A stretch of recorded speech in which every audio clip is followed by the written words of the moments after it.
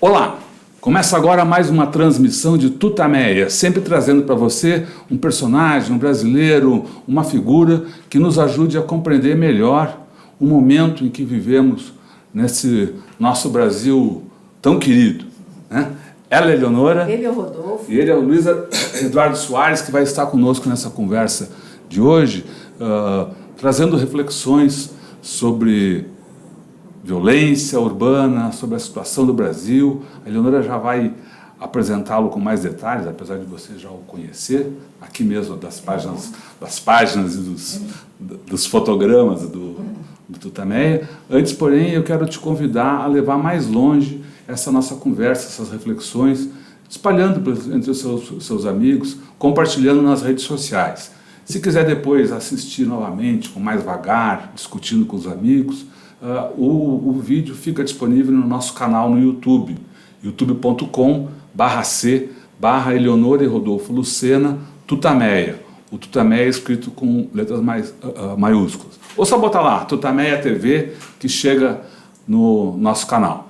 O trabalho fica ancorado no site tutameia.jor.br. Bom, tem que ir lá no canal do YouTube e se inscrever e colocar na sinetinha para receber as nossas notificações, né? E a gente está trabalhando bastante, aí você vai receber bastante notificações. Essa é a nossa terceira entrevista na semana, né? Isso. Luiz Eduardo Soares, muito obrigada por você estar aqui conosco hoje. Imagina, um prazer enorme estar com vocês. E a gente está aqui com o gancho, digamos, mas tem muitos motivos para estar conversando com você. Você está lançando Desmilitarizar, que é para botar naquela câmera ali, Rodolfo? Vamos botar na câmera ali. Vai lá. Criador de criatura.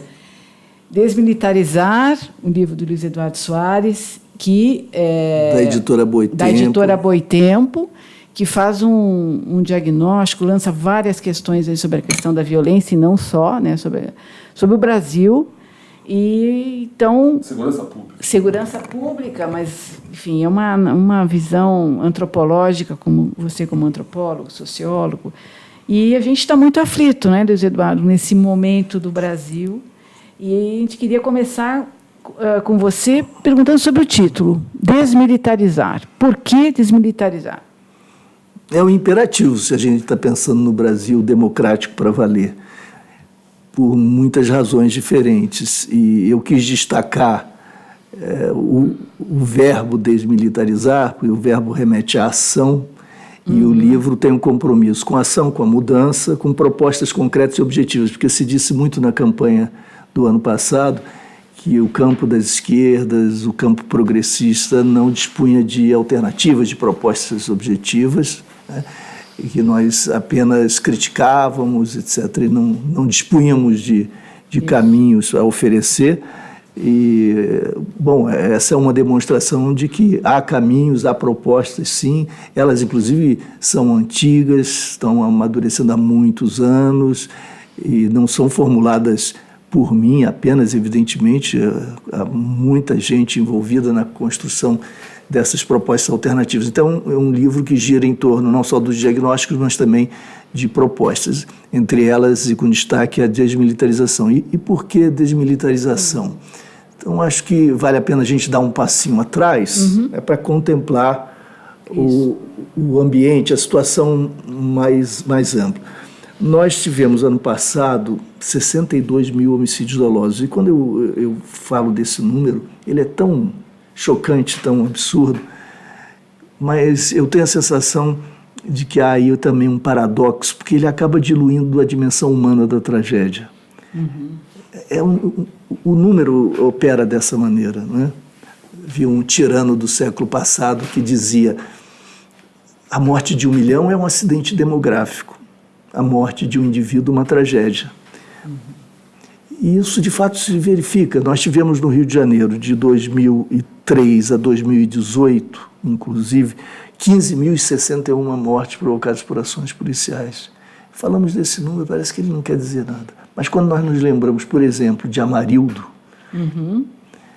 aí a tragédia ganha rosto, biografia, percurso existencial, família, domicílio.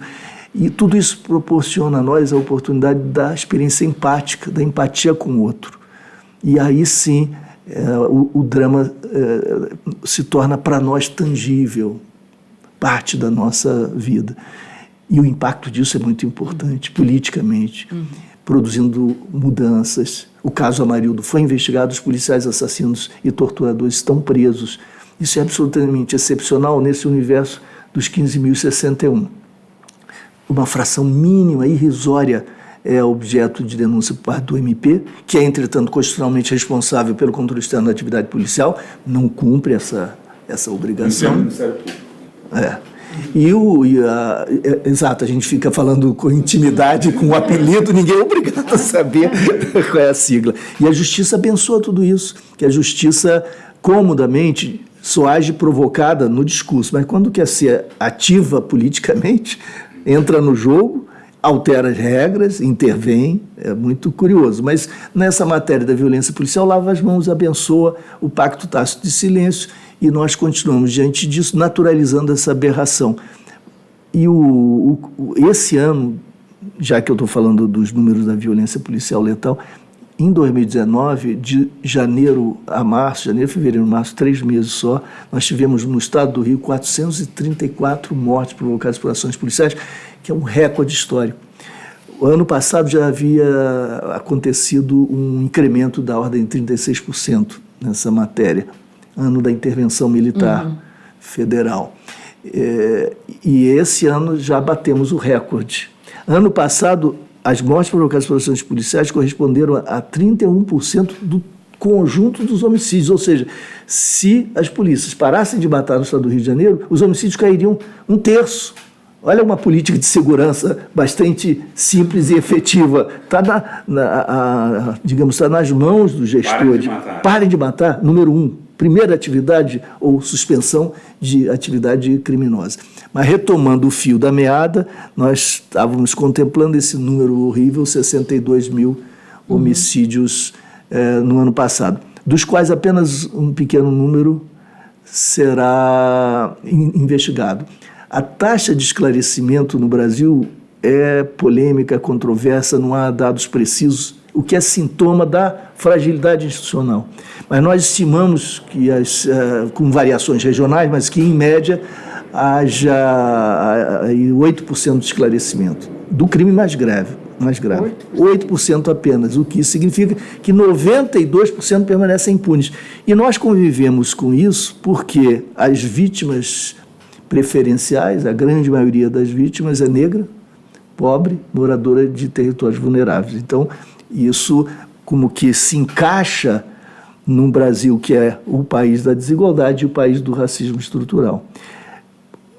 Entretanto, isso não significa que nós sejamos o paraíso da impunidade. Nós temos a terceira população penitenciária do mundo, estamos chegando a 800 mil, estamos chegando é uma referência assim tão genérica e imprecisa, porque também sintoma de fragilidade institucional.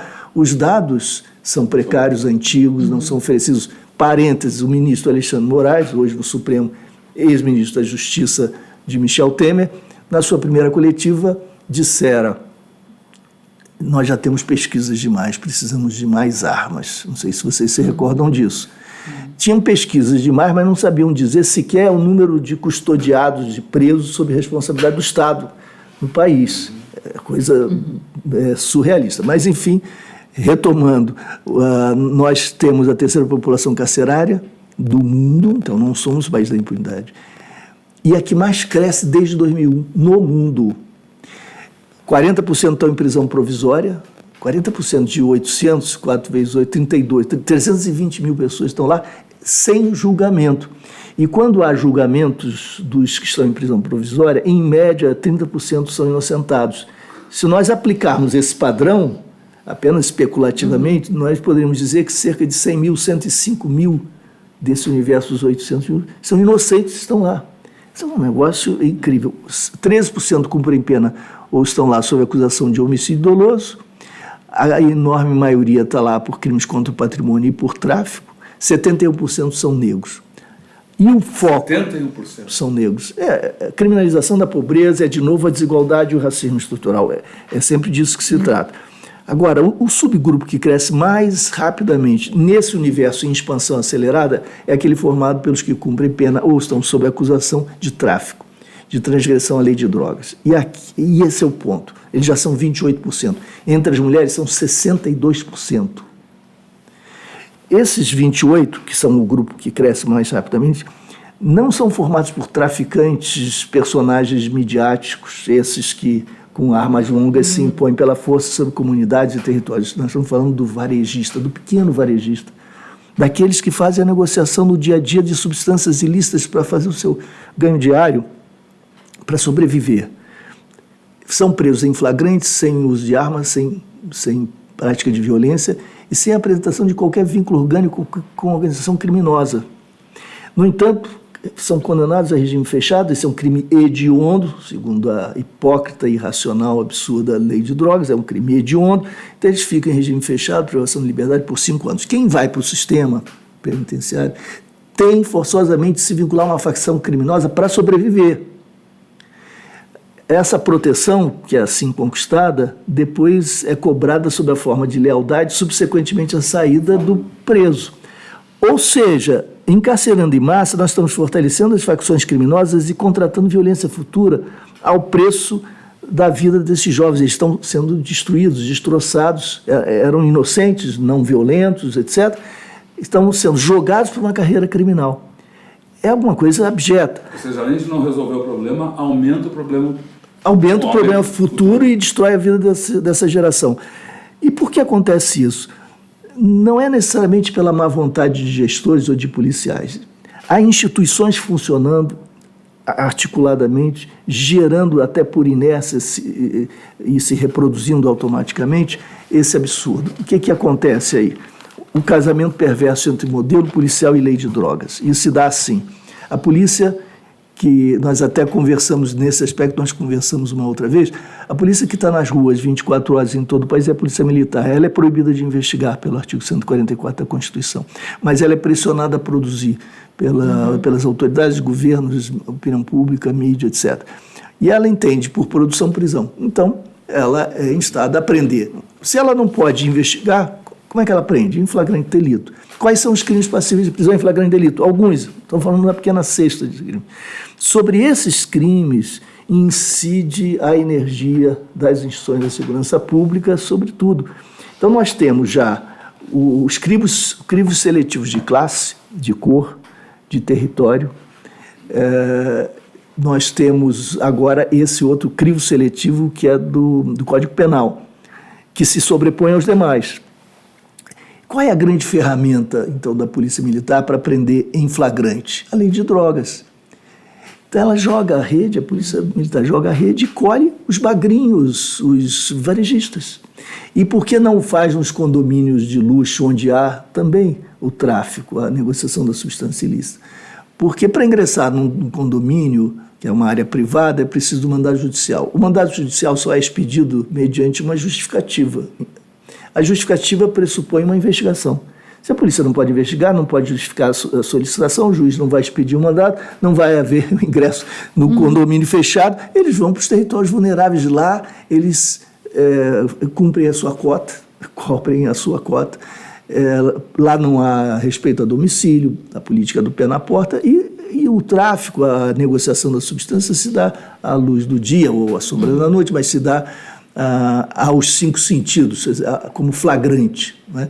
Então, mais de 80% que estão no sistema penitenciário foram presos em flagrante delito. A cor e a classe social estão já claras, né, por assim dizer, e a criminalização da pobreza está aí em curso. Nós temos, então, varejistas das drogas sendo conduzidos à prisão, e esse ciclo vai se reproduzindo, porque é o modelo policial nosso, determinado pelo 144 da Constituição, com essa lei infame das drogas, gerando esse quadro. Por que, então, desmilitarizar? Nós temos de transformar profundamente essas instituições policiais que nós herdamos da ditadura. Isso em benefício dos próprios policiais, porque há 3 motivos para desmilitarizar. Um deles tem a ver com as condições de vida dos trabalhadores policiais. O fato de eles serem militares tem se transformado num instrumento de superexploração da sua força de trabalho.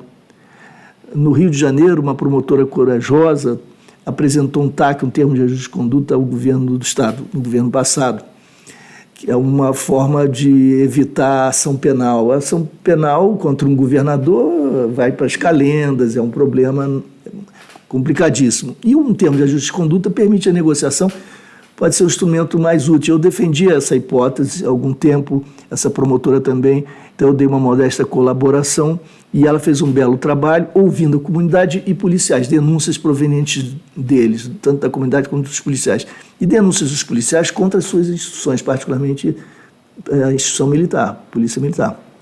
Ela começa a primeira versão do seu relatório, depois ela alterou, vocês vão entender por que essa frase, mas é importante essa primeira versão, que vem carregada de emoção, em que ela diz o seguinte: encontrei policiais militares nas UPPs A, B, C, D, trabalhando em condições análogas à da escravidão. Olha só. Aqueles contêineres, 50 graus, Sim. Rio de Janeiro, sem ar refrigerado, quer dizer, o aparelho existe, mas não tem manutenção, sem banheiro, sem água, sem alimentação, tem de mendigar alimentação nos botecos da favela, sem orientação clara, coletes às vezes à prova de bala vencidos, sem norte, sem rumo, ali expostos, perdidos e em o regime disciplinar é inconstitucional e o regime de carga horária, de horas de trabalho, ultrapassando todos os parâmetros, todos os padrões da própria Polícia Militar, mesmo para momentos de crise. Então a pessoa fica extenuada, esgotada, psicamente, fisicamente. Isso é absolutamente insuportável. Por que isso acontecia? Conversando com, inclusive, oficiais da Polícia Militar do Rio de Janeiro, amigos, eles próprios diziam que isso só acontece porque eles são militares. Eles não podem dizer um ai, eles não podem reivindicar mudanças, acusar, buscar apoio. Eu ia dizer Ministério do Trabalho já não existe mais, mas num sindicato, eles não têm nenhum espaço para reivindicação, para organização, para expressão, porque eles são militares. Então, primeiro ponto que a gente deve destacar é que eles merecem respeito como trabalhadores, estão sendo esmagados nisso tudo. Depois nós cobramos deles e temos de fazê-lo, mas a gente tem de entender o que se passa. Até que eles são provenientes, muitas vezes, das mesmas áreas, dos mesmos territórios, desses jovens que são depois objeto da sua ação violenta. As execuções extrajudiciais acabam configurando uma guerra fratricida terrível, né, em que irmãos se matam gratuitamente, sem nenhum futuro. Segunda razão para a desmilitarização tem a ver com a ideologia belicista, porque nós não fizemos a transição democrática como ele for, como se deve, no meu entender, para usar aqui a referência da Mandela e África do Sul, verdade e reconciliação. Né? Há um momento de verdade em que os crimes têm de ser chamados como tais, tem que se dar nomes aos crimes. Né? Temos de olhar a barbárie nos olhos, e a ditadura militar empreendeu como sua política o extermínio de opositores, de cidadãos, etc. A execução, tortura, o aviltamento, o estupro, isso tudo foi política de Estado.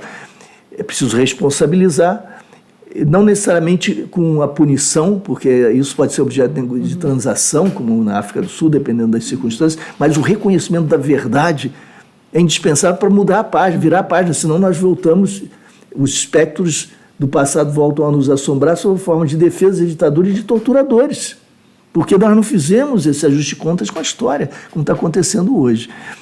E depois, sim, a hipótese de reconciliação é uma hipótese a ser construída com base no momento de verdade. Nós não fizemos isso, e particularmente na segurança pública não fizemos. A transição democrática não se estendeu à área de segurança pública. Pela correlação de forças com os militares no momento constituinte, essa área ficou intangida e nós acabamos incorporando as instituições tais como se davam, tais como eram no período ditatorial. E os valores permaneceram os mesmos nas corporações. Então, a ideia de que o outro é o inimigo, o suspeito é o inimigo, e o inimigo numa guerra, e o inimigo numa guerra deve ser liquidado, exterminado, essa ideia persiste como valor, né, nas culturas corporativas.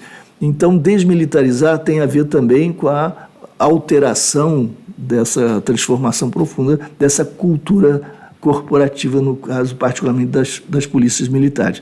Mas alguém poderia ainda dizer, sim, mas nós podemos transformar a cultura sem mudar a estrutura organizacional. É difícil, mas não é impossível. Ok, aí vem a terceira razão, essa irrespondível, me parece, que o policiamento que tem se mostrado mais efetivo no mundo democrático, e há experiências desse tipo no Brasil, ainda que isoladas e provisórias, indica que o policial ou a policial deve atuar no campo, na ponta, como gestor ou gestora local da segurança pública. A segurança é um problema multidimensional que requer, portanto, políticas intersetoriais. É muito complexo e exige uma abordagem multidisciplinar. Essa pessoa deve ser formada com essa concepção, sabendo que está prestando um serviço à cidadania, que sua tarefa, sua missão é garantir direitos e reunir como conhecimento uma espécie de biblioteca mnemônica de boas práticas para oferecer à comunidade. Então, um exemplo concreto seria o seguinte: chega o sujeito, o policial ou a policial, num trecho, numa parte de um bairro, vai, em primeiro lugar, saber quais são os problemas ali, identificar as prioridades. Para isso, se informa nas instituições pertinentes, na sua própria e com a comunidade. Com cuidado, entretanto, porque nem sempre a comunidade é uma boa fonte, porque há comunidades que defendem linchamento, que são homofóbicas, transfóbicas, racistas, etc. Então, é preciso cautela. Em primeiro lugar, a Constituição, os princípios universais, direitos humanos, os códigos de conduta institucionais, mas, sempre que possível, ótima, a interlocução com a comunidade. É importante, de qualquer maneira, conhecê-la, etc. Bom, digamos que seja o estupro ali. É um problema, de fato, emergente, crescente, o feminicídio. É preciso prender o assassino, o feminicida? Claro, preciso prender o estuprador, sim. Mas a isso não se esgota a tarefa. Pelo contrário, se há o estupro, a cultura machista está produzindo seus efeitos letais. Então, a escola está lidando com essa questão da cultura machista, misógina, está mostrando quais são suas raízes, seus efeitos. Se não estiver fazendo isso, deve fazê-lo, promovendo debates, trazendo experiências, mostrando documentários, o que seja. As mulheres são informadas sobre seus direitos. As mulheres sabem quais são os instrumentos de defesa de que dispõem as instituições que estão a seu serviço naquela região. Quais são os meios de auxiliá-las, etc. O gestor local da segurança pública não será o vereador ou a liderança comunitária, mas ensejará a relação, a articulação entre essas instituições, estimulará a promoção dessas iniciativas. E o terreno baldio no qual ocorre o estupro? É lixo acumulado, está escuro, largado ali. Ele pode ser limpo pela prefeitura, pode ser iluminado pela prefeitura. O trânsito talvez possa ser alterado para que essa passe a ser uma área habitada. Jovens podem ocupar, se apropriar desse território abandonado com atividades de cultura, performance, teatro, dança, música, festa, esporte. Os outros segmentos sociais podem ser estimulados a desenvolverem sua iniciativa. Então, veja que bonito é esse quadro.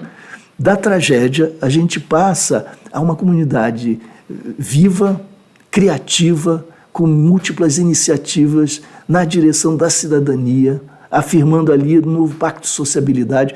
Isso tudo encetado de alguma maneira, estimulado por uma presença importante desse gestor local da segurança pública, que não está dirigindo nada disso, mas que está ajudando a estimular, compreendendo que esse é o caminho, porque as perguntas a ele ou a ela chegaram nesse sentido: o que fazer?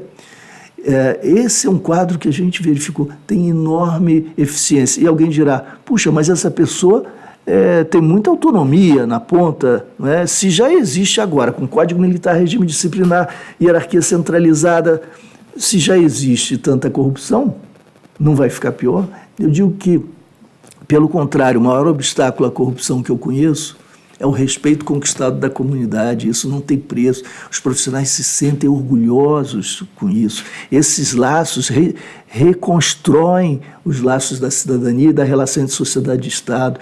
Tem um efeito sobre os policiais muito importante. Nenhum controle interno ou externo substitui isso. Isso é muito forte. Agora, isso é possível com como uma instituição militar em que o policial na ponta é um soldado, um robô, cumpridor de ordens, que não pode pensar com a própria cabeça ou ter iniciativa, nem é estimulado a fazê-lo. Há casos no Brasil em que policiais tomaram iniciativas desse tipo, foram punidos, presos, tiveram suas carreiras encerradas, porque ousaram a criatividade. Então nós precisamos de uma instituição descentralizada, flexível, plástica, que se adapte criativamente às circunstâncias locais, que são sempre singulares, e que estimule esse tipo de profissional na ponta, que precisa menos da arma do que da inteligência e desse espírito de cooperação e de compreensão do que está em jogo na segurança pública. Isso é inteiramente incompatível com a polícia militar. Muito bacana, aí eu estava vendo o pessoal, está uma aula, tá muito legal, muito claro. Vamos começar aqui agora algumas perguntas. Vamos. Aí. Queria voltar logo ao início da sua colocação, onde o senhor falou do aumento da letalidade policial no Rio de Janeiro, notadamente nos primeiros 3 meses desse ano. Sim. O senhor vincula esse aumento à situação política no país, a eleição de Bolsonaro, as ideias que ele defendeu durante a campanha e o que vem propondo no seu governo, isso, de certa forma, estimula a violência e a letalidade policial, isso de um lado. E o pacote, quer dizer, talvez até vinculado com isso, como o senhor analisa o pacote do Moro sobre a questão da segurança, que eu não vou chamar de anticrime, porque muitos especialistas já dizem até que é um incentivo ao crime. Então, essas duas questões aí. A política do governo é de incentivo à violência e quais as consequências desse pacote proposto na área aí do Ministério da Justiça? E esse título, pacote anticrime, é até uma armadilha, porque se a gente é contra, dá a impressão que a gente é a favor do crime. Não é? Pois é. Antes, uma observação, a expressão letalidade policial, embora muito utilizada, me parece ambígua, porque tanto pode significar a letalidade promovida por ação policial, como a letalidade dos policiais, né? As mortes dos policiais. Então, nós estamos, nesse momento, focalizando as mortes provocadas por ações policiais, né? E os números explodiram, nós chegamos ao recorde de 434 em 3 meses. A pergunta, eu acho corretíssima. É óbvio que há uma ligação direta entre a postura, o discurso e as propostas do governo federal e do governo estadual e esse incremento da violência policial que temos observado, não apenas no estado do Rio de Janeiro, ainda que particularmente lá. O governador do estado do Rio tem particularmente se dedicado a ressaltar, a destacar todos esses aspectos que já estão presentes no governo federal, né? O governador fala em abate, por exemplo, né? E está muito claro porque cada gesto do presidente, a linguagem corporal, aquele gesto que simula a arma em ação, esse é mais do que uma convocação à prática, uma convocação à violência. Ele já é uma violência. Porque é uma performance, é um gesto teatral, o uso da linguagem corporal em si mesmo já, mais do que autorizando, mas também autorizando, mas já realizando a violência. Isso ficou muito claro para mim na eleição, quando eu assisti a uma conversa entre 2 pessoas, uma que defendia o Haddad, outra defendia o Bolsonaro, e a pessoa que defendia o Haddad dizia, mas qual é a proposta? Você diz que está votando no Bolsonaro por causa da segurança pública. Qual é a proposta? Porque eu li o programa, lá só tem a flexibilização do acesso às armas e mais GLOs, mais operações militares de garantia de lei e ordem, o que nós temos testado já no país com resultados conhecidos, fracassos sucessivos. E acesso às armas, bom, esse é o único consenso que eu conheço internacional entre todos os pesquisadores de todas as tendências políticas e ideológicas. Mais armas, mais crimes, mais feminicídios, mais suicídios, mais acidentes. Não há dúvida nenhuma, as divergências se dão quando o lobby das armas está presente. Eles, inclusive, compram pesquisas, etc. Mas pesquisadores independentes, sérios, no mundo todo chegaram às mesmas conclusões. Esse é, talvez, o único grande consenso. Então, como é que você pode ser a favor se lá não existe nenhuma proposta? E quem defendia o Bolsonaro dizia, não, mas ele faz, vocês ficam falando, ele faz, mas faz o quê? Onde está dito que o que ele fará? Porque tudo é suscetível à discussão, vamos ver o que ele vai fazer. Ele faz. Sim, mas como? Até que eu entendi. Ele já está fazendo. Porque o fazer é o performar. Ele já está na luta contra o crime, nessa luta fabulosa, da fabulação, quando ele aponta a sua arma imaginária. Ele já está em luta. Na linguística a gente fala do performativo, né? Se opondo, se distinguindo do constativo, que descreve os fatos. O performativo é o ato de linguagem equivalente à ação. Então, eu te caso, eu caso, vocês... Eu não estou dizendo que caso, eu estou casando. Eu prometo que... O prometo que não é eu estou dizendo que prometo. Eu estou prometendo, estou criando ali uma realidade. Eu acuso, há vários performativos. E esse é um performativo da linguagem corporal. Essa linguagem já simbolicamente dialogava com o inconsciente da sociedade, já estava na luta. Luta que o governador do estado do Rio de Janeiro desdobra na cena cinematográfica que ele arma, teatral, diante do helicóptero, depois entrando no helicóptero. E não sei se vocês observaram, quem assiste ao vídeo até o final com calma, verá que ele vai se afastando, vestido como um guerreiro, convocando a todos para a guerra contra o que ele chama os bandidos, etc. Agora vamos começar a operação. Antes de entrar no helicóptero, ele faz assim, para a câmera. Ou seja, vem comigo. Vem comigo. Convocando a população para essa guerra, para essa luta. Ora, como é que se convoca a população para entrar no helicóptero? Não é nada objetivo, é simbólico. Não é? É porque ele já está performando e ele está convocando o apoio de todos para essa guerra fabulosa. Nós estamos num outro território, o território do imaginário. Não é? Mas é muito forte, eu vi isso, eu fui gestor de segurança e a gente sente isso diretamente.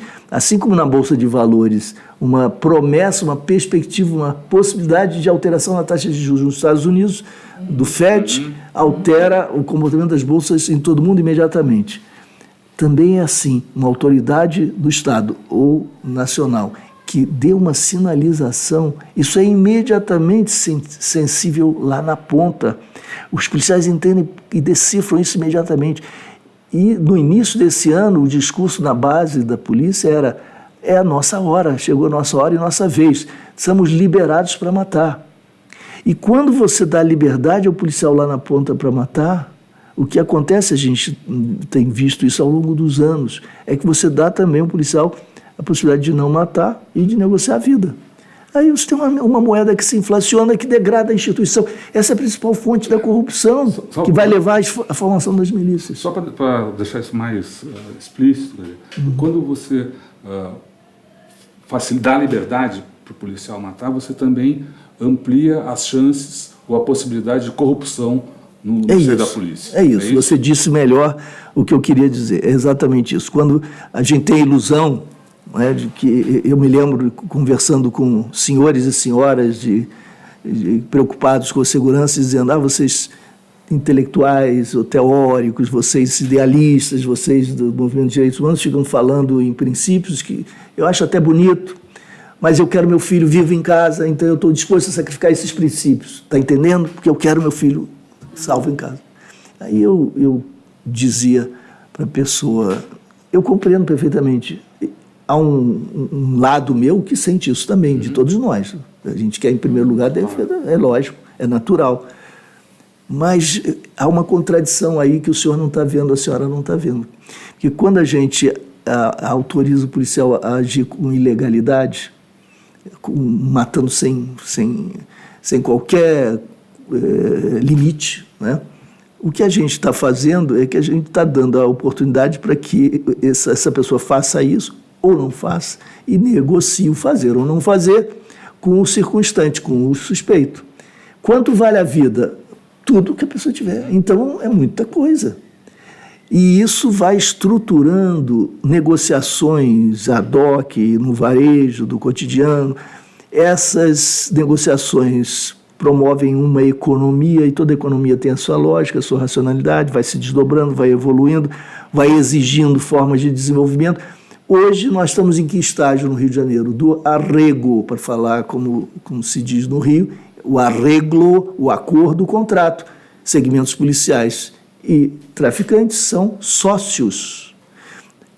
Os policiais terceirizam o risco e se apropriam do lucro. Isso é muito útil do ponto de vista do cálculo utilitário, é muito conveniente. Então, não precisam mais nem agir, porque o acordo lhes garante que o funcionamento do crime nessas condições promove um ganho dessa magnitude, semanal, diário, percentual absoluto, mensal, o que seja. São os acordos. A polícia deixa de existir como tal, se funde ao crime, e esse é o resultado de quem prometeu autoridade e polícia efetiva. Então, compra-se gato por lebre. O autoritário ameaçador promove esse resultado: degradação institucional, enfraquecimento da instituição, aumento da corrupção, e o resultado disso não para aí, já é demais. Isso representa anarquia. Na ponta, esses grupos de policiais vão se emancipando relativamente das linhas de comando e vão criando seus negócios, seus nichos de decisão. Grupos de extermínio que fazem negócios, segurança privada, ilegal, informal, depois falamos disso oportunamente, que é muito importante, promovendo insegurança para vender segurança, e depois as milícias controlando todas as atividades econômicas, extraindo benefícios, lucros, taxas ilegais de todas as atividades econômicas de comunidades inteiras. E as milícias hoje são o maior problema do Rio de Janeiro, já superaram muito o tráfico, fazem tráfico de drogas, às vezes terceirizam para traficantes, se aliam a traficantes ou os substituem, mas já integram as drogas como seus negócios, que, entretanto, vão muito além, né, das drogas.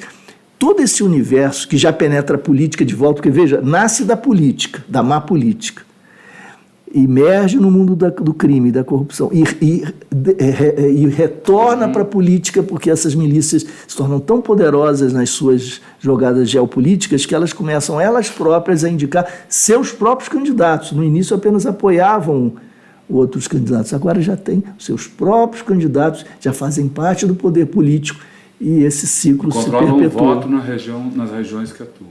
Controlam o voto. Mas isso mina a democracia, mina o Estado, mina tudo. Totalmente. Então, essa é uma das fontes da milícia, é uma das fontes da violência, da insegurança pública. Outra fonte das milícias, que, se vocês quiserem criar um constrangimento para uma autoridade da segurança pública, perguntem sobre segurança privada. É um constrangimento enorme, porque eu já testei isso várias vezes, já tive do outro lado da vidraça, mas eu fazia questão de trazer o tema, colocar na mesa com insistência, porque os orçamentos para a segurança pública nos estados são imensos, são enormes, mas os salários na ponta para a massa policial são, em geral, salvo eventuais exceções, são indignos, são baixíssimos, sobretudo em se considerando o risco envolvido, a importância da tarefa, etc. É conveniente para os governos que os policiais, então, complementem o salário de uma atividade paralela, no bico. E eles vão procurar fazer a segunda atividade, o segundo emprego, na área de suas especialidades, como nós, como todo mundo. A sua renda é insuficiente, você tenta complementá-la. Esse impulso dos policiais é absolutamente compreensível, honesto, ainda que ilegal. Por quê? Na segurança privada, o policial não pode agir, porque há um conflito natural de interesse. Se a segurança pública vai bem, a segurança privada vai mal, e vice-versa. Equação soma zero.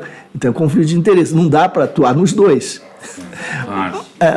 Mas eles atuam. E eu repito, Eu acredito que até a maioria é bem intencionada, é uma ilegalidade, mas, enfim, para completar a renda. Os governos olham para o lado, porque senão essa demanda salarial vai se derramar politicamente sobre o orçamento, sobre o governo, vai explodir o orçamento, vai criar problemas graves, etc. Então, é melhor lavar as mãos e olhar para o lado e terceirizar essa questão, essa solução. E eles têm ainda uma justificativa que é legal. De fato, a responsabilidade não é dos governos estaduais, é da Polícia Federal. Legalmente, segurança privada é matéria da Polícia Federal. A última vez que eu visitei a Superintendência no Rio de Janeiro, o Departamento de Segurança Privada...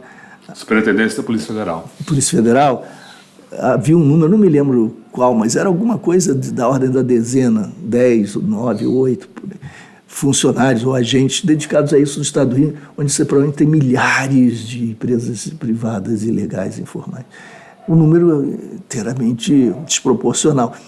Então, a Polícia Federal não tem recursos materiais humanos para fazer isso, nem tem interesse, nenhum interesse, porque vai mexer com vespeiro, vai encontrar lá a sogra do coronel, a tia, a cunhada do delegado, testas de ferro de empresas de segurança, regidas por eles, com seus subalternos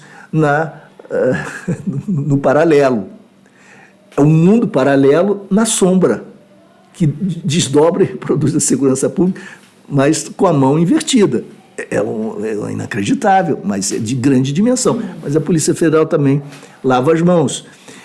Nessa sombra prosperam, então, as iniciativas bem intencionadas, mas prosperam também as mais intencionadas, do tipo, vamos nos organizar e vender segurança ali para aquela rua de classe média ou rua de elite. O pessoal não aceitou, não quer nos contratar. Então, vamos dar um jeito nisso. Então, a rua que era tranquila começa a apresentar problemas, carros sendo furtados. Não acontecia nada, agora está acontecendo e tal. É melhor a gente recuar e contratar o tal serviço. Esses casos são comuns, né? São chantagens de grupos de policiais mal intencionados que criam insegurança para vender segurança. E, finalmente, esses grupos mais ousados aproveitam essa imensa sombra do gato orçamentário, como dizemos no Rio, que é a ligação do legal e do ilegal, né, que se dá lá no Estado, e criam as milícias. As milícias são filhas bastardas do gato orçamentário. Ou seja, o Estado é cúmplice de novo, cúmplice de crime por não cumprir a LEP, a Lei de Execuções Penais nos presídios, por autorizar a ilegalidade nas execuções extrajudiciais, promovendo esse verdadeiro genocídio que nós temos, né, dos jovens negros e dos jovens pobres, e por lavar as mãos na questão da segurança privada, autorizando tacitamente a emancipação desses grupos, numa verdadeira anarquia corrupta e que degrada a instituição e gera os problemas que nós conhecemos, os quais voltam à política. Nunca teve um governo tão próximo das milícias. A gente está um pouco, enfim, chocado com essa proximidade do governo federal e do governo estadual, mas no caso do Rio de Janeiro, aqui não sei, do governo federal com as milícias. As milícias estão no poder no Brasil? Olha, parece que sim, viu, Eleonora? Porque, veja só, vamos só aos fatos, só aos fatos, sem opiniões. O senador, que era então deputado estadual Flávio Bolsonaro, condecora milicianos. Inclusive alguns que já haviam sido condenados como tais, e os condecora. Leva para o seu gabinete gente ligada a essa turma, não ocasionalmente um ou outro, mas sistematicamente vários. Se opõe à CPI contra as milícias, liderada por Marcelo Freixo na Assembleia Legislativa do Rio de Janeiro em 2008, que foi muito importante, foi uma das ações mais importantes contra as milícias. Ele foi o único, e creio que o único deputado que se recusou a assinar. O presidente, enquanto isso, está no YouTube, também estou falando de fatos, elogia a chacina ocorrida na Bahia e informa que os policiais executores seriam bem-vindos no Rio de Janeiro, porque, segundo ele, nessa declaração, enquanto a segurança pública não for efetiva, será conveniente que grupos de executores, exterminadores, venham para o Rio de Janeiro, operem no Rio de Janeiro. Ora, nós estamos falando disso, grupos de extermínio, milícias. Todas as indicações, portanto, são de endosso, de apoio, de solidariedade a essas práticas. O governador do Rio, que é aliado do presidente, diz que as milícias não são o seu foco de preocupação. E que se trata de promover de novo a guerra às drogas. O que, sabe, nisso tudo é tão assustador. E o mais surpreendente para mim é que os discursos são os mesmos, as práticas são as mesmas, agora intensificadas, com perspectiva de legalização, inclusive, vou falar do pacote, né? Mas são as mesmas, ao longo de décadas. Os resultados nós conhecemos. O Einstein dizia... Eu lembrei exatamente dessa frase. Que a definição para ele de loucura é a expectativa de, repetindo os métodos de abordagem, esperar resultados diferentes. Se você repete o método, repete a abordagem, a forma de abordagem, você não pode esperar que haja resultados diferentes, né? Então, como é possível que a sociedade acredite que, fazendo mais do mesmo, nós obtenhamos resultados diferentes? E é mais do mesmo, não é possível que não haja percepção de que nós estamos... Mas é mais do mesmo, mas tem uma coisa a mais, que é essa liberalização das armas, né? Que isso vai, talvez, magnificar a ação das milícias, né?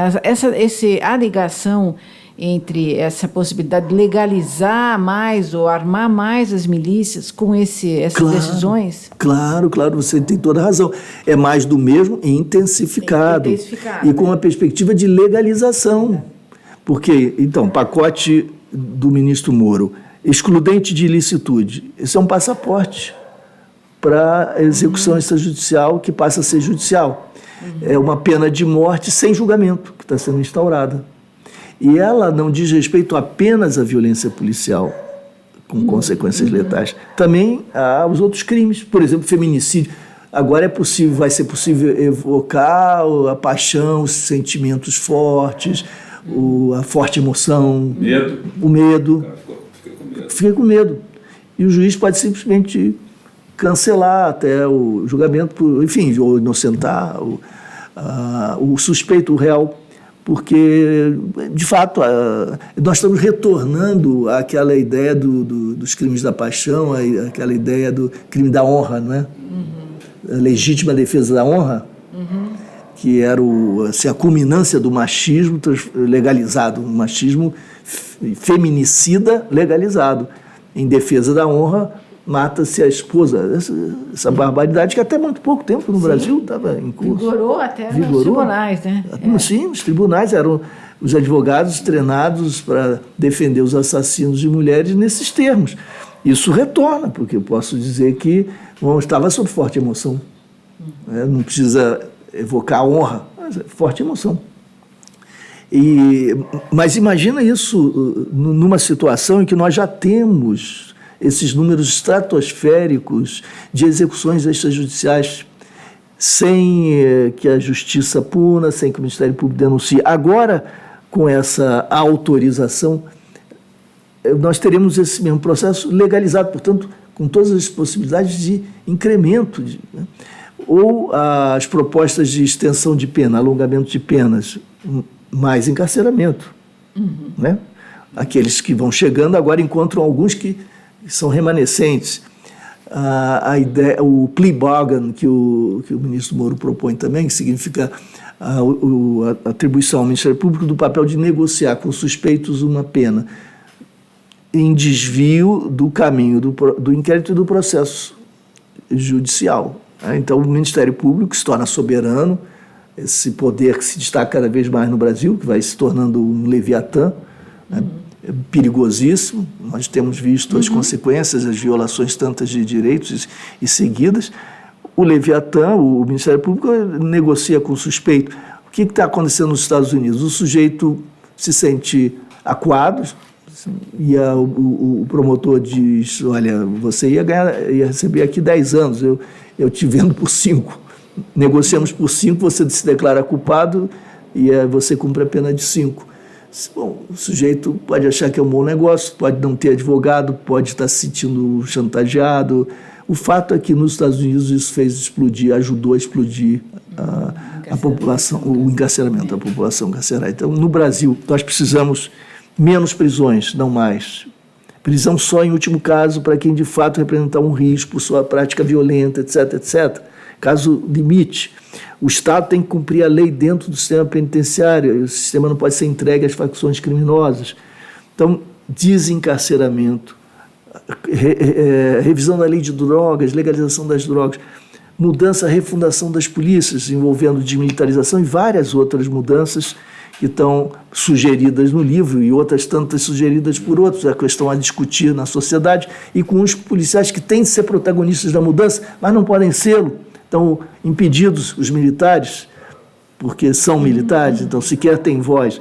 Então, há um conjunto de caminhos, de medidas, de horizontes, e o pacote Moro aponta na direção oposta, o acirramento, o agravamento, a intensificação dos processos destrutivos que estão em curso, mais encarceramento e mais violência policial, sem nenhuma reflexão. No 7º dia de governo, se não me engano, ele apresenta essa proposta sem ouvir ninguém, sem levar em conta o conhecimento acumulado. E, como disse a Eleonora, e isso tudo no contexto da flexibilização do acesso às armas. Sobre a questão das armas, esses dias eu estava ouvindo um dos filhos aí dizer que não, mas eu posso ter, qualquer cidadão pode ter arma em casa, porque o Estado não pode entrar em casa, é eu que tenho que me defender. Quer dizer, a negação do próprio conceito do Estado, da segurança pública e do Estado como responsável pela civilização. Quer dizer, é um conceito que embute a ideia de barbárie. Cada um por si, eu posso ter arma em casa e sair atirando. Uhum. É um retrocesso curioso, né? Porque eles são muito liberais daí, mas e o aborto? Aí o Estado pode intervir. Pois é. E as drogas, o consumo de substância, aí o Estado pode intervir e determinar a sua dieta. Mas no controle de arma não se aceita. Mas é uma certa forma de essa frase do Bolsonaro era de ele está terceirizando uma responsabilidade do Estado. E é aquela que mesmo os liberais extremados, os neoliberais, mesmo mais conservadores, por exemplo, o seu filósofo máximo, Robert Nozick, professor de Harvard, que acabou sendo matriz filosófica dos republicanos conservadores, mesmo esses reconhecem que não dá para terceirizar a segurança pública. E o monopólio da violência é do Estado. Senão não há Estado. Senão não há Estado, pois é. É uma coisa, assim, chocante. Tu quer fazer uma pergunta? Bom, eu estou aqui com... Eu tenho aqui... vários papeizinhos aí, amarelos. Vários pontos aqui. Eu queria... não vou começar, mas vou só escolher uns pontos. Logo do início, lá da introdução, porque é uma coisa que... uma coisa que para a sociedade parece anti-intuitivo. Quer dizer, o que se diz, os que defendem a necessidade de... o ataque à criminalidade, eles apontam como inimigo desse combate à criminalidade os que defendem a política de direitos humanos. Então, ele até tem aquela coisa, direitos humanos é para os humanos. No seu livro, o senhor apresenta ali, pretende demonstrar que, mesmo do ponto de vista exclusivamente pragmático, o descumprimento dos direitos humanos por parte da polícia leva à sua degradação e seu consequente enfraquecimento. Era um pouco o senhor já colocou isso, mas eu queria nessa questão colocar a questão dos direitos humanos e a polícia, e como isso, a defesa dos direitos humanos, na sua opinião, favorece uma melhor performance policial, na verdade. Não, sem dúvida, porque quando os policiais respeitam a legalidade constitucional, e isso significa também respeitar os direitos humanos, porque felizmente há uma afinidade entre nossa Constituição e as declarações internacionais Não por acaso o Brasil as endossou. Então há essa afinidade, portanto, o respeito à legalidade constitucional embute o respeito aos direitos humanos. E quando o policial recebe a incumbência do Estado de portar uma arma e de usar a força, assume uma responsabilidade crucial. Assim como um médico que vai realizar uma cirurgia, lidando com vida e morte, nós estamos atribuindo a uma categoria profissional, sob regência do Estado, um direito excepcional de portar uma arma e de usar a força. Por isso se diz o uso moderado da força, sempre limitado pelo condicionamento legal, pelas circunstâncias. A força deve ser aplicada, essas são orientações internacionais adotadas pelas polícias brasileiras, formalmente. A força deve ser aplicada num gradiente. O uso da força é apenas aquele absolutamente indispensável em cada caso específico. Então, por exemplo, se nós estamos numa situação num bairro, muita gente na rua, etc., e houve um assalto, alguém se apossou da bolsa de uma senhora, um menino, e saiu correndo. Se o policial, nesse momento, empunha a arma e atira, está se equivocando tecnicamente várias vezes e gerando malefícios potenciais enormes. É muito provável que atinja algum inocente. Muito provável, são muitas pessoas correndo na rua. É impossível usar arma num contexto como esse. Por quê? Porque, logicamente, há um valor superior, que é a vida. E cumpre ao policial não colocar em risco a vida, a menos que a vida esteja em risco e, para defendê-la, seja preciso assumir também o risco. Senão não se justifica. Segundo, acertar o assaltante. A nossa legislação não pune com a morte o crime contra o patrimônio. Nós não temos punição dessa natureza, né? Nós não temos pena de morte. E um crime contra o patrimônio com menos razão ainda. Então, essa pessoa que roubou uma bolsa pode ser morta pela polícia? Não pode. Se nós quisermos mudar a legislação, dizer assim, agora quem roubar vai receber pena de morte, nós vamos inaugurar uma situação monstruosa por 1000 razões, mas isso teria sido fruto, pelo menos, de decisão de Estado, participação da sociedade, assumindo os riscos absurdos com um processo judicial. O devido processo legal que está em desuso no Brasil. Você não pode, ao mesmo tempo, enfrentar aquele suspeito, julgá-lo ali mesmo e executar a pena, né? Quando você diz, bom, isso vai ter que benefício? Recuperar a bolsa da senhora, com o custo da vida de inocente, com o custo da vida desse suspeito, que pode ser qualquer um, inclusive o filho dessa senhora, que esteja, por exemplo, com uma dependência química e buscando recursos para saciar a sua necessidade, um vício, qualquer coisa, ou que esteja numa aventura ou desventura adolescente qualquer, de desequilíbrio, e que vá se recuperar lá adiante, enfim, que não vai ser punido com a morte. Pode ser o sobrinho dessa senhora, né?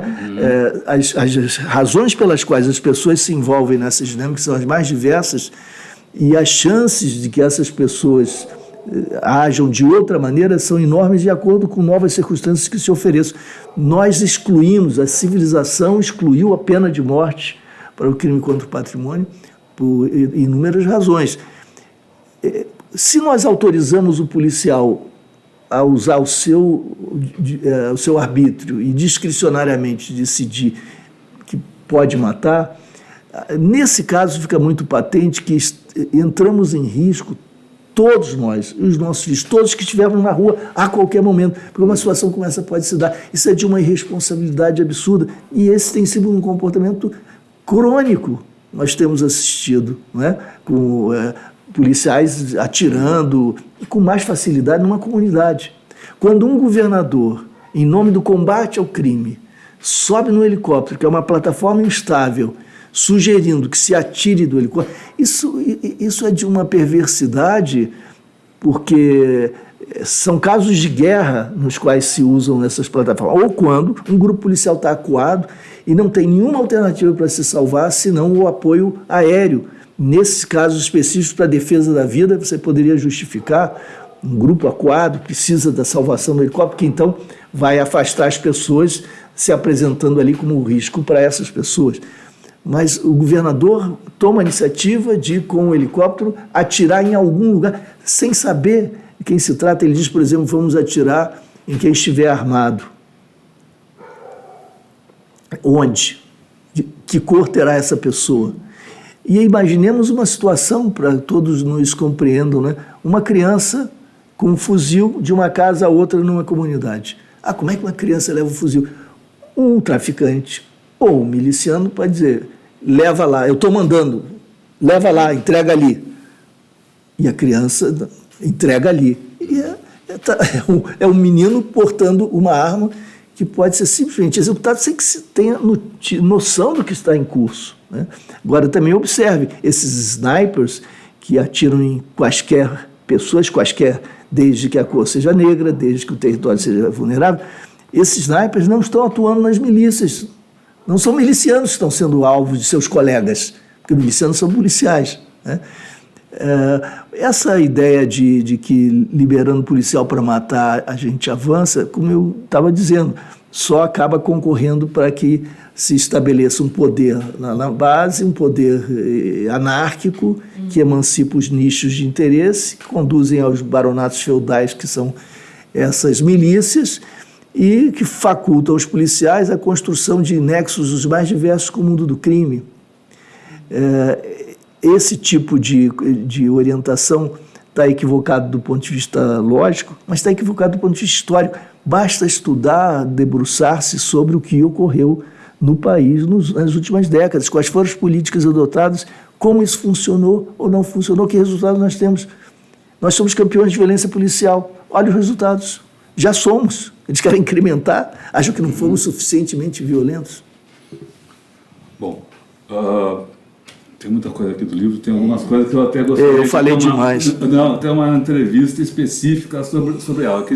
Então, eu vou deixar, vamos, até um dia a gente pode marcar aí sobre a questão das drogas, descriminalização.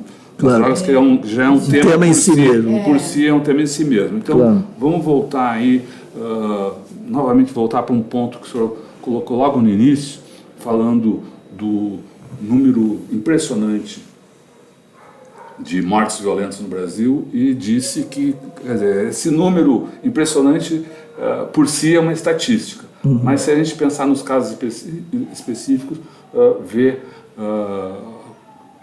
o quanto isso é dramático. Queria que o senhor comentasse dois casos específicos: a morte, o assassinato de Marielle e de Anderson, e as investigações que até agora parece não ter conseguido nada, ou quase nada. E, na verdade, descobriram os supostos acusados de serem os executores, né? E o caso dos 80 tiros, que são, na verdade, são mais de 200. Né? Então, comentasse esses dois casos que parecem emblemáticos dessa violência e das relações da violência com o Estado. Esse caso terrível dos 80 tiros é tão aberrante, né, que quase prescinde de avaliação.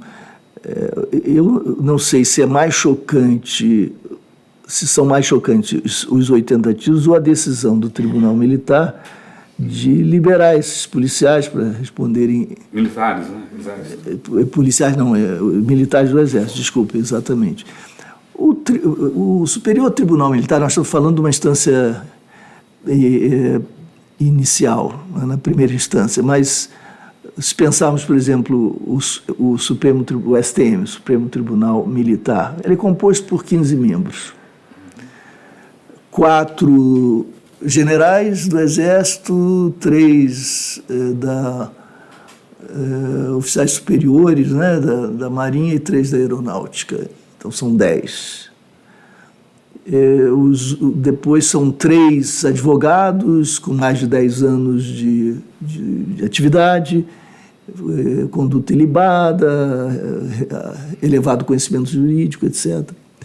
E 2 que provêm da Procuradoria, do MP militar, do setor que cuida das questões militares. Enfim, o que eu quero dizer é o seguinte: 10 desses juízes, para que nós entendamos como isso é inteiramente avesso ao Estado Democrático de Direito, 10 desses juízes são ainda oficiais na ativa. E eles estão submetidos, por serem oficiais na ativa, aos seus respectivos comandos. Como é que um juiz supremo pode estar submetido a qualquer comando institucional e político, portanto? Isso é inacreditável.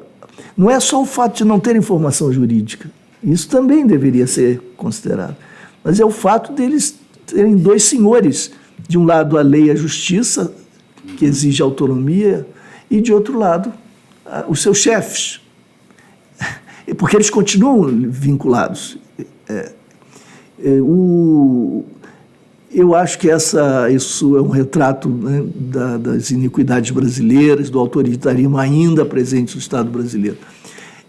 Nós tínhamos conseguido que os membros da Polícia Militar, ou quaisquer militares que matassem um civil, fossem julgados por justiça, a justiça de todos nós, justiça civil. Isso foi alterado recentemente.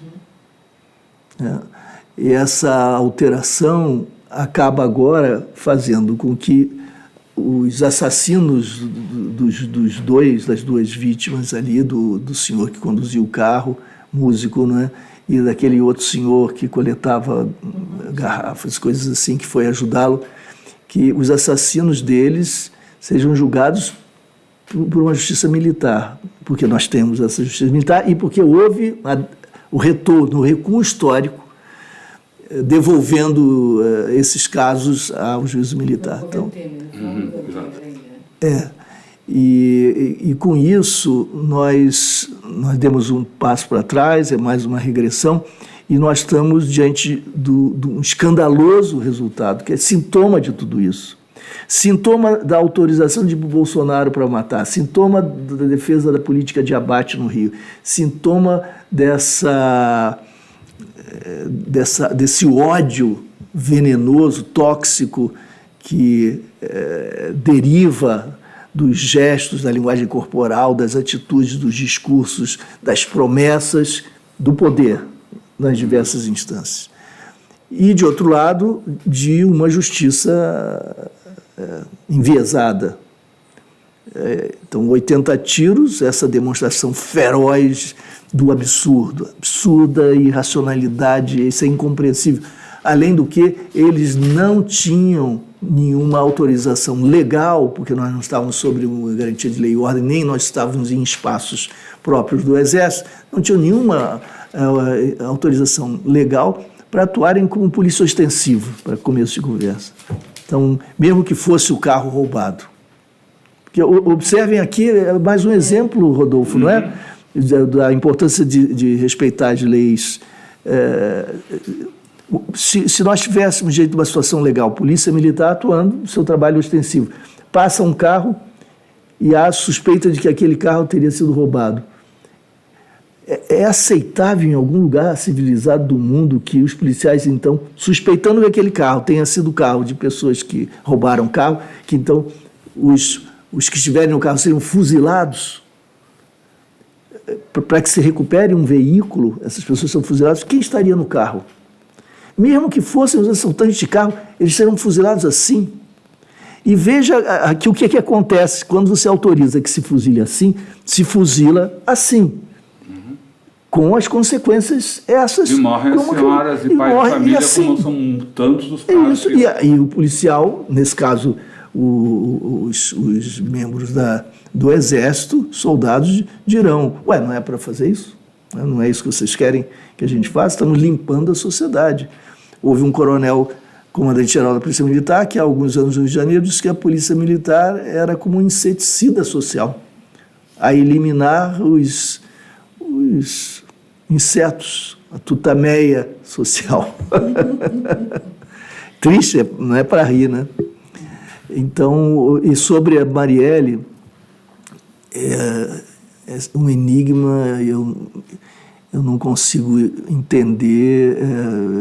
Vamos ver o que a investigação vai nos dizer. O que nós temos hoje são 2 matadores, aparentemente, né, pelas acusações, estão presos, e faz todo sentido, né, é bastante crível a acusação. Houve tentativa de evitar a investigação, né, isso também já está identificado, ou seja, a proteção. Há um fato que foi noticiado, mas eu não vi nunca nenhuma entrevista sobre isso, não vi a mídia tradicional discutir esse ponto. O Rony Lessa, que teria sido o executor, estava saindo de casa às 4 da manhã, porque havia sido informado de que seria preso, estava tentando fugir. A polícia, então, antecipou a chegada para prendê-lo. Como é que se deu esse vazamento, se era um grupo tão restrito? Ou seja, há essa relação, e evidente, ele é um ex-policial, os milicianos são policiais ou ex-policiais. Nós estamos falando de um universo de muita conexão, há muitas conexões aí. O escritório do crime é talvez a milícia mais violenta. Eles estão ligados ao escritório do crime, e há um ex-policial que está foragido, que já foi acusado desse escritório do crime, dessa milícia. Esse sujeito que está foragido, que é provavelmente aliado do Rony, trabalhou no gabinete, ou teve ligado ao gabinete de Flávio Bolsonaro, esqueci o nome do sujeito. Então, são muitas conexões. Que motivação haveria? Quem teria mandado matar? Porque, evidentemente, o sujeito é um profissional, né? Não é movido ele a paixões, ele é um profissional que recebe para matar. Então, quem teria mandado matar e em nome de quê? A Marielle, ela mesma, estaria ferindo interesses?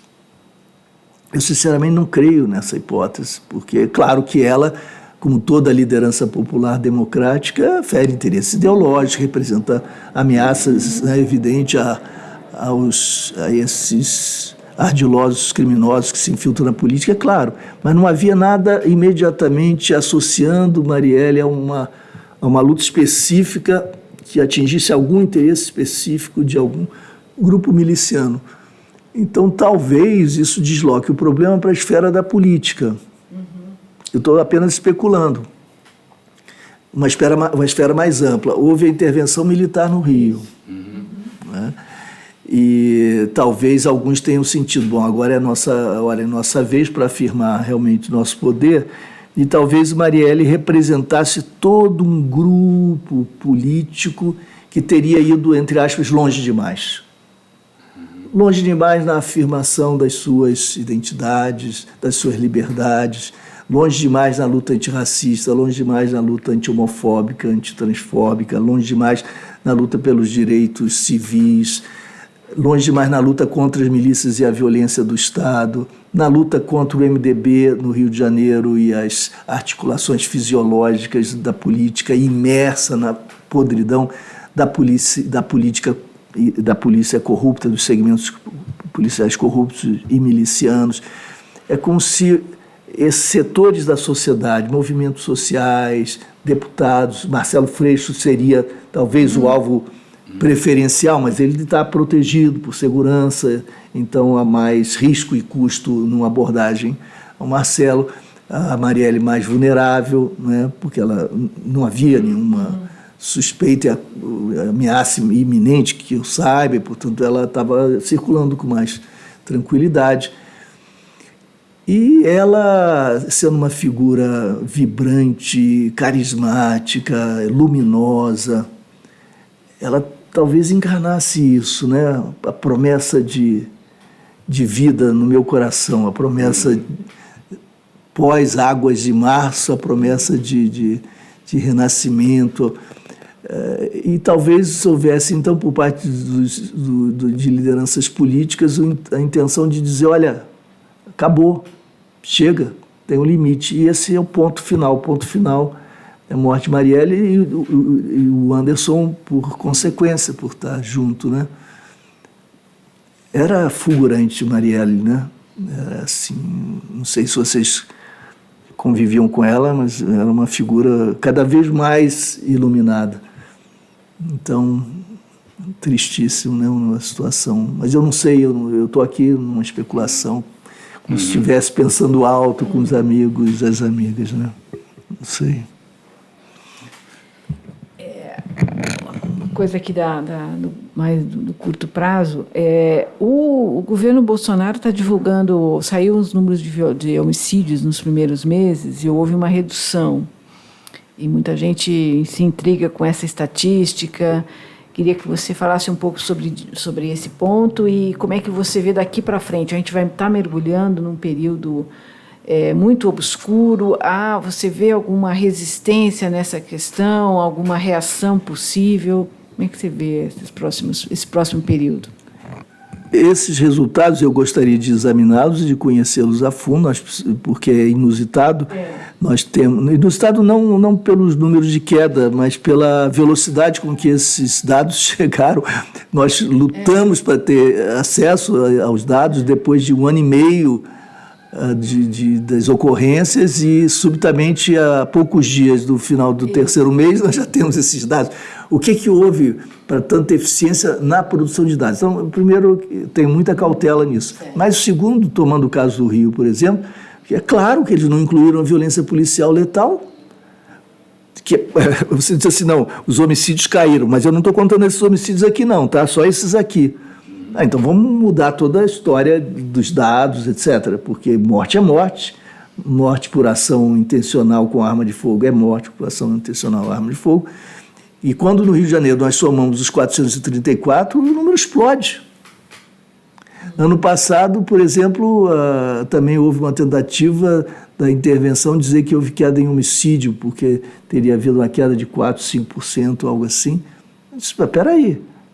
Houve 36% de aumento na letalidade produzida por ação policial. Vamos somar os números, né? Quando somam, você vê que houve um aumento do homicídio, não queda.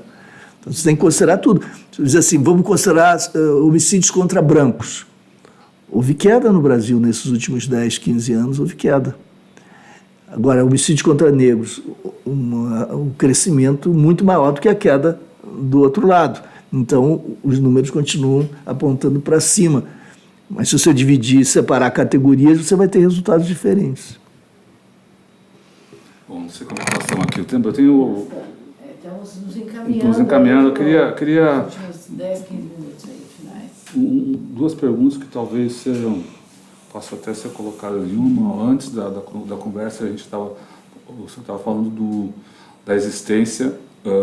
quer dizer, até agora é tudo um quadro dantesco aqui que a gente está vislumbrando. Mas é só isso. Quer dizer, antes a gente estava falando de uma reação a isso no interior da própria polícia, falando do movimento dos policiais antifascistas. Uhum. E queria ainda também trazer uma frase do seu livro em que você afirma lá que o terror ainda não triunfou.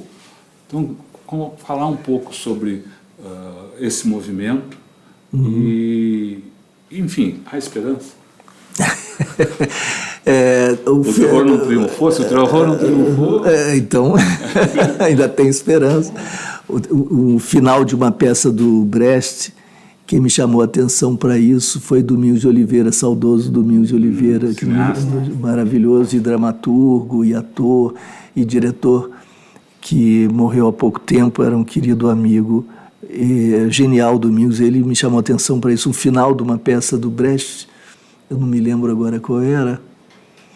Ele diz o seguinte, o narrador se aproxima da plateia e diz, como vocês viram, como vocês estão vendo, não tem saída, mas tem de ter.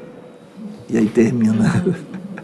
Eu acho maravilhoso isso, né? Porque é assim que eu sinto. Não tem a gente olhando para os lados, vendo como está a sociedade, o entendimento. Nós estamos indo para trás. Para trás. Eu fiz, por exemplo, uma proposta no final de 99, eu estava pensando ontem, meu Deus do céu, se eu dissesse isso hoje, eu seria linchado na esquina. Então eu digo aqui, entre nós. Eu propus anistia para os presos, não para todos os presos, porque não havia condições nem políticas para isso, mas para aqueles que ainda não tinham sido condenados e que se submeteriam ao rito, não de denunciar ninguém, mas de renunciar ao crime, porque há muita gente querendo sair e não vê alternativa, porque sabe tudo da polícia, sabe que corre risco de vida, indo para o presídio vai ter de se vincular à facção criminosa.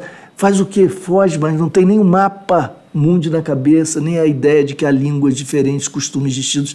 A ideia de fuga é uma ideia nossa, que não pode passar para a cabeça de certas pessoas que às vezes nem foram ao mar, não foram ao Maracanã, não saíram da favela. O que fazer? Então, abrir uma porta para aqueles que querem sair, oferecendo 2 anos de complementação educacional, ingresso no mercado de trabalho, e uma renda decente, com uma casa decente em outro lugar, mas sem necessidade de se esconder, porque não há denúncia, não há delação. Como é que o Estado vai financiar, digamos, com R$2.000 por mês, uma pessoa tirando dinheiro de onde? Da prisão. Essa pessoa gastaria mais se fosse presa. Tem esse dinheiro que ia ser dado para a prisão. Aliás, segurança, a questão da privatização dos presídios é uma coisa horrorosa que tem a ver com Manaus. Que tem a ver com Manaus, tem a ver com violência nas prisões e tem a ver com encarceramento, que se cria um lobby privado. Manaus, por quê? Porque houve toda uma terceirização de uma área, etc. Sim. Bom, 800 mil que foram investidos. Então, enfim, nós... agora me perdi, qual era a trilha de raciocínio? Não, você tem que investir nas pessoas, dar opção para as pessoas. Ah, sim, do projeto. Pois é, era isso. Quer dizer, se você pode repassar R$2.000 por mês durante 2 meses para uma pessoa se recompor, eu aposto que a taxa de reincidência seria muito menor do que a que nós obtemos hoje com esses infernos todos que se somam, se articulam para o pior. Naquele momento, porque muita gente vive esse sofrimento e tal, nós começamos a criar o movimento pela anistia nas favelas. Olha, mas era um sucesso, uma força enorme. As famílias se mobilizavam e criou muita esperança. Muita gente quer sair. O que uma mãe diz para um filho que está no crime? Essa é a pergunta que eu me fazia, me faço até hoje. O que uma mãe pode dizer? Meu filho se entrega à polícia? Só se fosse na Finlândia, na Noruega. Não é? Muito bem, vai haver aí a justiça, vai, como se diz, paga a sua dívida, você vai estudar nesse período, depois você volta. Não tem jeito, é esse o caminho. Tá. No Brasil, que mãe vai dizer se entregue à justiça? Que justiça? Que polícia? Para que sistema penitenciário? Vai virar PCC. Ou vira PCC, ou é executado, ou é executado até pela polícia, porque eles, se o tráfico está associado a segmentos policiais, se eles são sócios, eles sabem das histórias dos sócios. E eles são fontes, são arquivos que vão ser queimados. Eu fui procurar tantas vezes por gente que queria sair, o que eu faço? Eu pago, estou disposto até a pagar minha dívida com a sociedade, mas pelo que eu cometi. Mas como é que eu faço sobrevivendo? Como é que eu faço sem passar pelos culachos, sem morrer, etc. E a mãe diz o quê? Houve tentativas de fuga que resultaram em desastres do Marcinho VP, não o que está vivo, aquele que foi assassinado, fugiu para a Argentina e voltou, foi mendicar numa favela, ele que tinha sido dono do Morro Santa Marta. E foi preso mendicando numa favela e ficou abatido, deprimido, desorientado, porque não tinha noção do que seria um país diferente com outras regras. Isso não é simples, são percepções culturais diferentes. Muita gente quer sair e nós temos de abrir a porta de saída para os que querem sair. Mas nós criamos um sistema que imobiliza a força de trabalho, assim como na escravidão, assim como no controle das terras, também no universo jurídico penal. Ou vão presos, mas para serem massacrados por essa máquina de morte e de produção de crime, ou eles ficam insulados ali, pressionados também pelos cúmplices, mas às vezes não tanto pelos cúmplices, mas pelas circunstâncias, né? Enfim, essa proposta aqui, a palavra certa não é anistia tecnicamente, mas nós usávamos essa frase, obteve o endosso de muitos juristas, o apoio de muita gente e foi apresentado seriamente na mídia. Eu dei uma entrevista na época grande para o Globo, depois editoriais foram escritos ali com muita sensatez, dizendo, olha, é complicado, mas devemos pensar sério. Isso há pouco tempo, há 20 anos, há 20 anos se levava a sério, se discutia isso. Olha como nós regredimos, alguém levará a sério agora uma proposta como essa, que entretanto é capaz de mobilizar interesses populares, etc. Mas quem teria coragem, uma liderança política, teria coragem hoje de se expor a esse ponto? Ia sofrer um linchamento, ia ser considerado defensor de bandido, etc. Então nós recuamos muitíssimo. Mesmo nas populações mais pobres, você acha que há esse retrocesso de pensamento comportamental, cultural? Olha, eu acho que que eu não posso generalizar, isso exige pesquisas empíricas, e eu tenho que dizer que não sei, mas eu intuo que quando nós incluirmos a questão da abertura de saída, nós teríamos apoio popular, mesmo com todos os valores conservadores se impondo, porque não é uma questão de ser favorável a crime, ser favorável a essa ou aquela atitude, é uma questão de oferecer uma segunda chance e aquelas famílias que estão embaraçadas nessas questões são muito sensíveis a isso e elas são conectadas, vizinhas, parentes dos outros que estão próximos, isso tende a despertar a solidariedade. Mas isso é uma aposta, né? Eu realmente não tenho como responder a sério. O movimento dos policiais antifascistas. O movimento dos policiais antifascistas é um movimento importante. A vida nesse universo, o protagonismo dos policiais é muito importante, infelizmente restrito, né, pelas razões já expostas e discutidas por nós. E esse movimento, então, é um prenúncio de um outro tempo, de uma outra possibilidade. É ainda, claro, muito segmentado, ultraminoritário, mas com um potencial moral, intelectual, reflexivo e político muito grande, porque são policiais excelentes, têm toda uma nobilidade de caráter, tem trajetórias profissionais respeitabilíssimas. E nós estamos falando aí de oficiais e de praças na PM, estamos falando de agentes e de delegados na Polícia Civil, que se irmanam na busca pela democracia, a redefinição do papel da polícia em defesa dos policiais, mas não no sentido estritamente corporativo, como costumava ocorrer. Também no sentido mais amplo, político, mais nobre da palavra, né?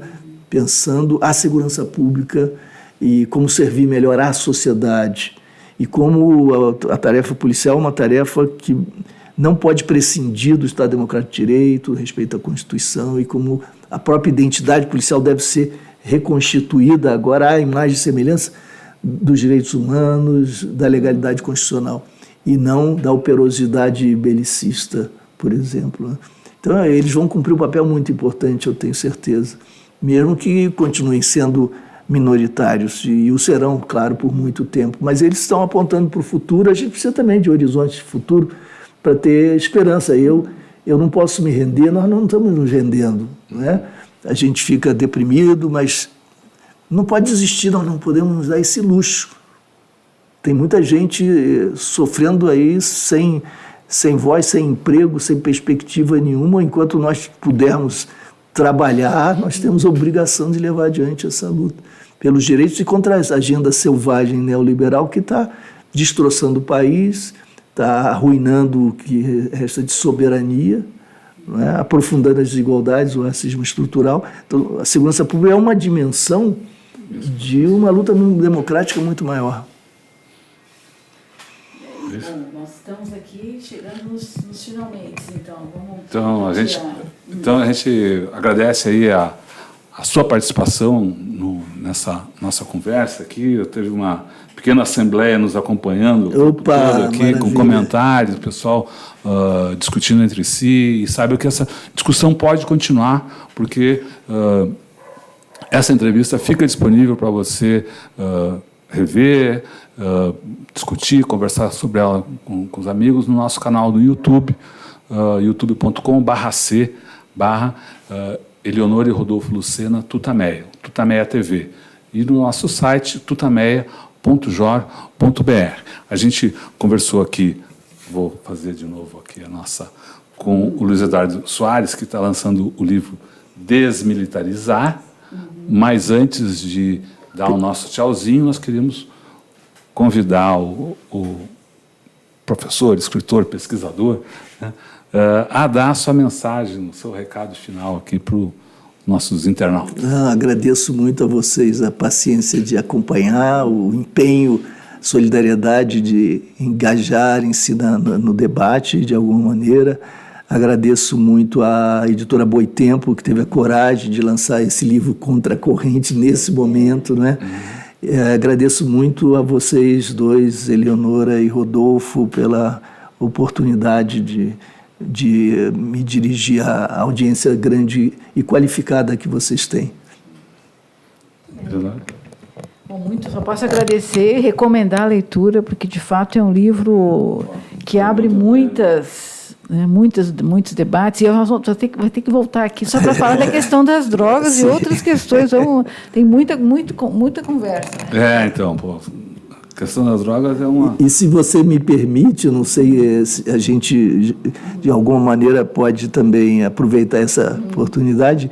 Hoje, às 19 horas, hoje, dia 31 de maio, porque isso vai ficar depois, mas hoje, 31 de maio, aqui em São Paulo, na Tutameia, desculpa, na Tutameia, no Taperá, depois de Tutameia, na Taperá, às 19 horas, o livro vai ser lançado com um debate, e então, todos e todas estão convidados. Taperá é uma livraria, também tem se transformado num ambiente de debate, fica na Praça Dom José Gaspar, né, ali no centro de São Paulo. Quem tiver, só botar na internet que chega lá, né? Eu vou me permitir também fazer uma sugestão aqui. Claro. Uma das coisas que eu adoro é dicionário. Então eu fiquei acompanhando, dando uma olhada aqui no livro e fui lá pro glossário, né?